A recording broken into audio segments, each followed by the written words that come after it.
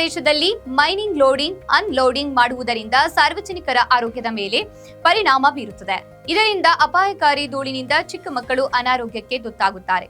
ಆದ್ದರಿಂದ ಈ ಕೂಡಲೇ ಮೈನಿಂಗ್ ಮಾಡುವುದು ನಿಲ್ಲಿಸಿ ಬೇರೆಡೆಗೆ ನಿರ್ಜನ ಪ್ರದೇಶಕ್ಕೆ ವರ್ಗಾವಣೆ ಮಾಡಿ ಎಂದು ಚಿತ್ರದುರ್ಗ ಸಂಸದ ಗೋವಿಂದ ಎಂ ಕಾರಜೋಳ ಅಧಿಕಾರಿಗಳಿಗೆ ಸೂಚಿಸಿದ್ದಾರೆ. ಮೈನಿಂಗ್ ಲೋಡ್ ನಿಲ್ಲಿಸಿ, ಮೈನಿಂಗ್ ಲೋಡ್ ನಿಲ್ಲಿಸಿ, ಮೈನಿಂಗ್ ಲೋಡ್ ನಿಲ್ಲಿಸಿ, ಮೈನಿಂಗ್ ಲೋಡ್ ನಿಲ್ಲಿಸಿ, ಮೈನಿಂಗ್ ಲೋಡ್ ನಿಲ್ಲಿಸಿ. ಬೇಕೇ ಬೇಕು, ಬೇಕೇ ಬೇಕು, ಬೇಕೇ ಬೇಕು. ಅವರು ನಗರದ ಪಾವಗಡ ರಸ್ತೆಯ ರೈಲ್ವೆ ನಿಲ್ದಾಣದ ಸಮೀಪದಲ್ಲಿ ನಾಗರಿಕ ಹಿತರಕ್ಷಣೆ ಸಮಿತಿ, ಬಿಜೆಪಿ ಕಾರ್ಯಕರ್ತರು, ರೈತ ಸಂಘ, ಕರವೇ ಕಾರ್ಯಕರ್ತರು ಹಾಗೂ ಲಾರಿ ಟಿಪ್ಪರ್ ಮಾಲೀಕರ ಸಂಘದಿಂದ ನಡೆಸುತ್ತಿದ್ದ ಪ್ರತಿಭಟನೆ ಸ್ಥಳಕ್ಕೆ ಆಗಮಿಸಿ ಮಾತನಾಡಿದರು. ಇನ್ನು ಬಿಜೆಪಿ ಜಿಲ್ಲಾ ಅಧ್ಯಕ್ಷ ಕೆಟಿ ಕುಮಾರಸ್ವಾಮಿ ಮತ್ತು ಚಳ್ಳಕೆರೆ ಬಿಜೆಪಿ ಮಂಡಲ ಮಾಜಿ ಅಧ್ಯಕ್ಷ ಸೂರನಹಳ್ಳಿ ಶ್ರೀನಿವಾಸ ಮಾತನಾಡಿದರು. ಚಳ್ಳಕೆರೆ ನಾಗರಿಕರಾಗಿ ನೀವು ಇಲ್ಲಿ 10-15 ಶಾಸಕರು 11-12 ವರ್ಷ ಅಧಿಕಾರ ಮಾಡಿದ್ರು. ನಾವು ಯಾವತ್ತೂ ನಿಮ್ಮನ್ನ ಪ್ರಶ್ನೆ ಮಾಡ್ಲಿಕ್ಕೆ ಹೋಗ್ಲಿಲ್ಲ. ಏನೇ ಮಾಡಿದ್ರು ನಾವು ಯಾವತ್ತೂ ಏನೋ ಒಂದು ಪ್ರಶ್ನೆಗಳ ತಕ್ಕ ಇಲ್ಲಿ ಚಳ್ಳಕೆರೆ ನಾಗರಿಕರು ಬಹಳ ಸೌಮ್ಯ ಸ್ವಭಾವದವರು, ಬಹಳ ಮುಗ್ಧ ಜನ.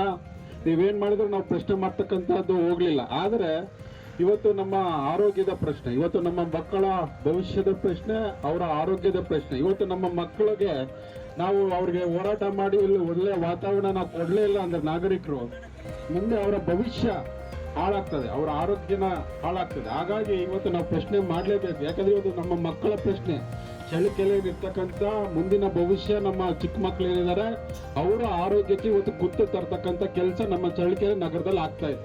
ಇವತ್ತು ಇದೇ ರೀತಿ ನೀವು ತಂದು ಲಾರಿಗಳು ತಂದು ನೀವೇನು ಡಂಪಿಂಗ್ ಮಾಡ್ತೀರಾ, ಆ ಒಂದು ಮಣ್ಣು, ನುಸಿ ಮಣ್ಣು, ಅದು ಐರೂರು ಅಂತಾರೆ, ಅದರ ನುಸಿ ಮಣ್ಣು ಗಾಳಿಯಲ್ಲಿ ಹೋಗಿ ಮಕ್ಕಳ ಶ್ವಾಸಕೋಶಕ್ಕೆ ಇವತ್ತು ಅದು ಉಸಿರಾಟಕ್ಕೆ ಹೋದ್ರೆ ಅವರ ವಿರುದ್ಧ ಹೋರಾಟ ಮಾಡಿ ಇವತ್ತು ಮೈನಿಂಗ್ ಲೋಡ್ ಅಲ್ಲಿ ಆಗೋದನ್ನ ನಿಲ್ಲಿಸಿ ಬೇರೆ ಕಡೆ ಸ್ಥಳಾಂತರ ಮಾಡ್ಬೇಕಂತೇಳಿ ಇವತ್ತು ಕೇಂದ್ರ ಸರ್ಕಾರದ ವಿರುದ್ಧ ಮತ್ತು ನಮ್ಮ ಗೋವಿಂದ ಕಾರಜೋಳ ಸಾಹೇಬರಿಗೆ ಒಂದು ಮನವಿ ಕೊಡ್ಬೇಕಂತೇಳಿ ಈ ಎಲ್ಲಾ ಹೋರಾಟಗಾರರು ನಿಂತಿದ್ದಾರೆ.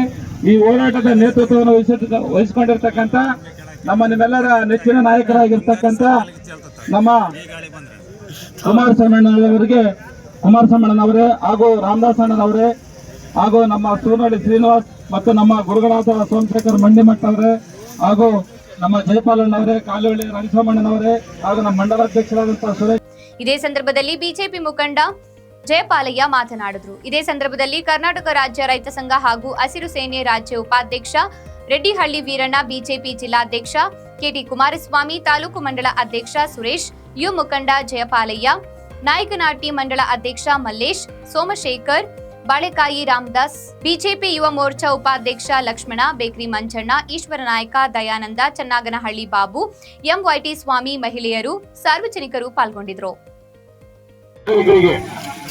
ವಿದ್ಯಾರ್ಥಿಗಳ ಜೊತೆಗೆ ನಾಗರಿಕರಿಗೆ ಮತ್ತು ಎಲ್ಲ ಸಾರ್ವಜನಿಕರಿಗೆ ಏನು ತೊಂದರೆ ಆಗ್ತಿತ್ತು, ಇಲ್ಲಿ ಈ ಭಾಗದಲ್ಲಿ ಮೈನಿಂಗ್ ಅಂತ ದೊಡ್ಡ ಹಗರಣ, ಎಲ್ಲೋದೇ ಮೈನಿಂಗ್ ತಂದಿಲ್ಲ ಅಂತ ನಮ್ಮ ಧೂಳು ಕೂರ್ಸಂತ ಕಾರ್ಯ ಆಗ್ತಾ ಇತ್ತು. ಅಂದ್ರೆ ಇದು ಒಂದು ನೆಪ ಮಾತ್ರ.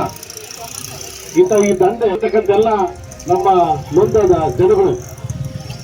ಉದಾಹರಣೆಗೆ ರಾತ್ರಿ ಸಮೇತ ಒಂದು ದಂಧೆ ನಡೆದಿದೆ.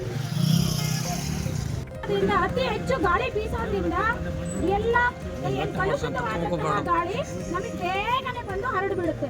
ಇಲ್ಲಿ ಮರ ಗಿಡಗಳ ಕಡಿಮೆ, ಮಳೆ ಕಡಿಮೆ, ಇನ್ನೇನು ಬೇಕು ಮನುಷ್ಯ ಸಾಯೋದಕ್ಕೆ? ಗಾಳಿ ಒಂದಿತ್ತು, ಬದುಕದ ಗಾಳಿ ಒಂದಿತ್ತು, ಆ ಗಾಳಿನೂ ಇವತ್ತು ಏನಾಗ್ತಾ ಇದೆ, ಕಲುಷಿತ ಆಗ್ತಾ ಇದೆ. ಒಟ್ಟಾಗಿ ಏನಕ್ಕೆ ಜೀವಿಸ್ಬೇಕು, ಯಾವ್ದಕ್ಕೆ ಜೀವಿಸ್ಬೇಕು? ಗಾಳಿ ಶುದ್ಧವಾಗಿಲ್ಲ, ನೀರು ಶುದ್ಧವಾಗಿಲ್ಲ, ಮತ್ತಿನ್ನೇನು ನಮಗೆ ಶುದ್ಧವಾಗಿದೆ? ಗಿಡ ಮರಗಳಂತೂ ಇಲ್ಲಿ ಬೆಳೆಸಕ್ ಆಗ್ತಾನೆ ಇಲ್ಲ. ಮಳೆ ಕಡಿಮೆ ಇದ್ದು ರೈತರು ಒಂದ್ ಕಡೆ ಸಾಯ್ತಾ ಇದ್ದಾರೆ. ನಾವು ಇಲ್ಲಿ ಯಾರನ್ನು ದೂಷಣೆ ಮಾಡ್ತಾ ಇಲ್ಲ.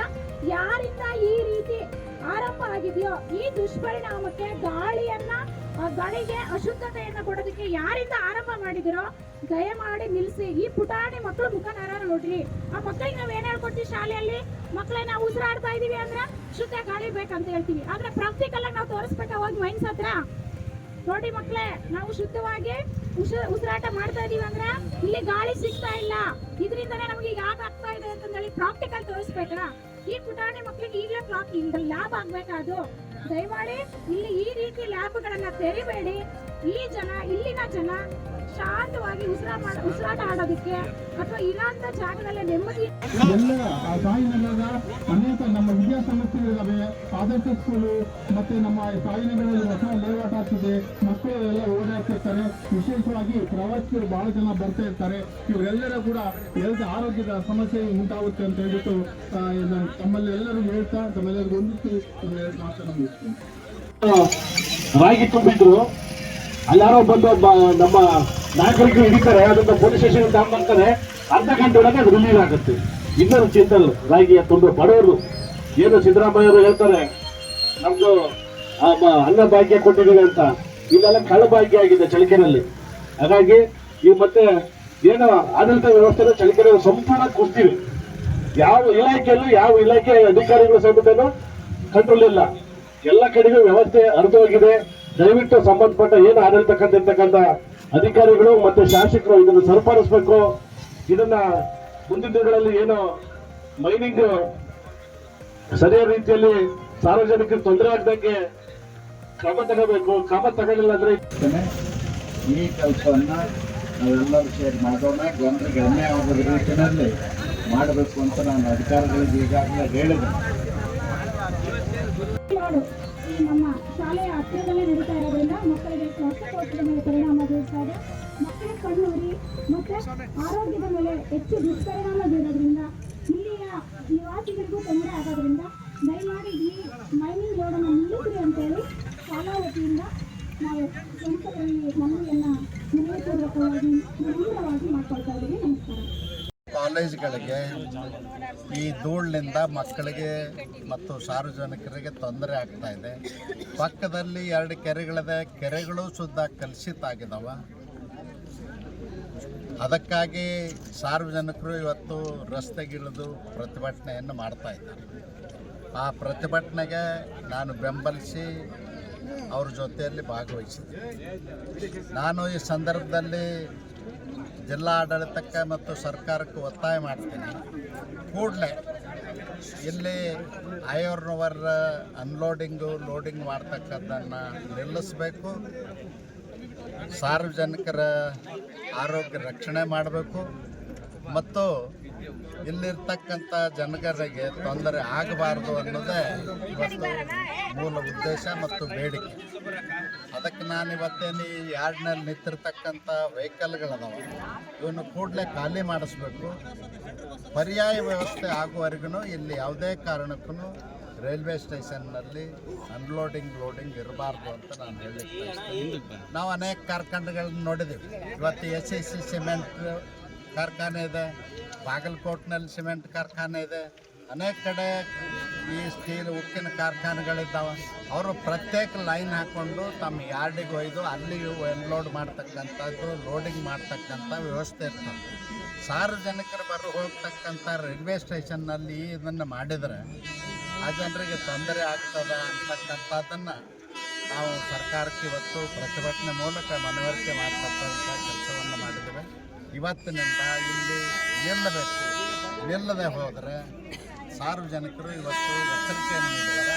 ಈ ಹೋರಾಟವನ್ನು ತೀವ್ರಗೊಳಿಸ್ತದೆ, ಉಗ್ರ ಮಾಡ್ತದೆ, ರಸ್ತೆ ತಡೆ ಮಾಡ್ತದೆ, ರೈಲ್ವೆ ನಿಲ್ದಾಣದ